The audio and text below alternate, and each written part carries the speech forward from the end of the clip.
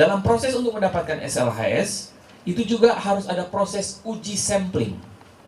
Jadi mereka harus diuji air minum, produksi air minum isi ulang ini. Dokter Iren di Labkes itu berapa paket? Untuk air minum lengkap 770.000. Jadi si pemilik depot air minum ini sebelum dia mendapatkan sertifikat, kalau ikut Permenkes nomor 43 sini, dia harus memeriksa di laboratorium. Cek.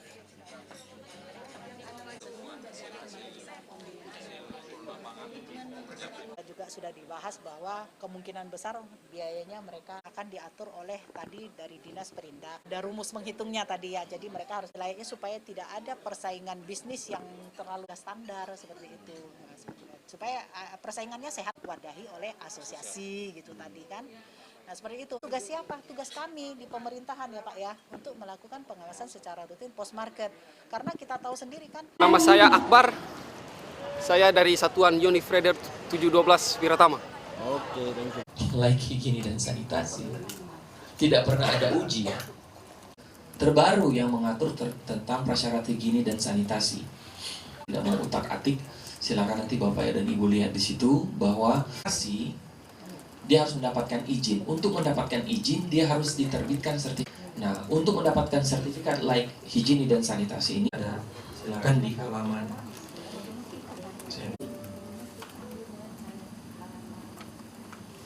5, Pak Jin. Langsung di halaman 5.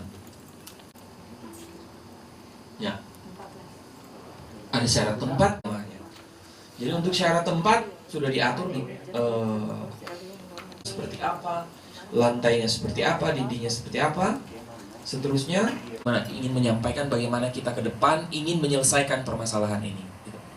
Jadi prasyarat yang besar sudah disampaikan oleh Ibu tadi. Kemudian ada prasyarat penjamah juga. Ini harus sehat, berperilaku higienis dan seterusnya. Nah di pasal, jadi ini informasi ke Bapak dan Ibu camat di wilayah. Apa istilahnya? Kan ditugaskan Pak Wali Kota kemarin mendata sertifikat layak higiene dan sanitasi atau tidak. Kalau tidak ada berarti mereka sebenarnya, kalau tidak ada SLHS ini, berarti mereka tidak punya izin. Karena prasyarat untuk mendapat. Nanti konsumen akan kita edukasi supaya lebih terjamin, silakan Anda beli air minum isi ulang yang sudah ada sertifikat layak sehatnya, berarti itu sudah ada izin. Nah tentu saja itu kan ada durasi waktunya kan ya, nanti 3 tahun kemudian akan dilakukan pendaftaran ulang misalnya seperti itu. Nah ini sudah rutin lah seperti biasa. Nah terus tadi teman-teman sudah lihat kan ya, ada beberapa instansi yang melakukan pengawasan yang sama. Nah itu makanya kita kalau mengacu ke Impres 3 tahun 2017, kita harus bersinergi, berkolaborasi. Tadi mengurangi kos ya Pak, biaya ya, terus effort kita juga, tenaga kita juga bisa kita optimalkan kalau kita berkolaborasi, seperti hasilnya lebih maksimal ya, punya persepsi yang sama. Nah supaya masyarakat juga bisa terlindungi seperti itu. Sampaikan oleh Ibu tadi bahwa ada uji sampling yang ditemukan bahwa ada dari 24 itu 23 yang tidak memenuhi syarat. Nah, jadi ini memang apa istilahnya, ini bagian dari proses perkembangan suatu negara gitu ya. Bahwa kita harus menyadari Indonesia sekarang makin maju gitu. Bahwa sektor-sektor usaha yang dulunya itu tidak diatur, diregulate, itu sekarang makin diatur.